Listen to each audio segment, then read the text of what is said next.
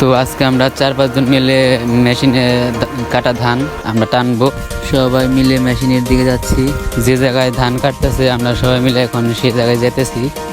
যাই হোক, আমাদের কপালটা খারাপ, আমরা এসে দেখলাম মেশিনটা নষ্ট। তো কিছুক্ষণ অপেক্ষা করার পর মেশিনটা ঠিক হলো এবং ধান কাটা শুরু করলো। এই ধানগুলা কাটা হলে আমরা নিয়ে যাব যাদের ধান তাদের বাড়িতে। এখন ধানগুলা বস্তায় ভরা হবে। আমরা একজনের মাথা থেকে আরেকজনের মাথা এভাবেই 30-35টা বস্তা পার করতেছি, দেখতে পারতেছেন।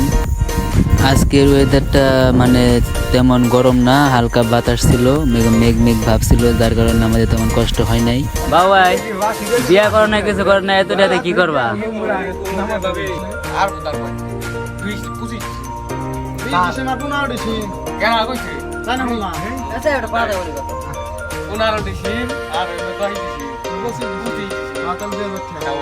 যে জায়গা থেকে ধান নিতেছি ওই জায়গা থেকে দূরত্ব প্রায় 2 কিলোমিটার। তো আমরা 6 জন ছিলাম, তার কারণে তেমন কষ্ট।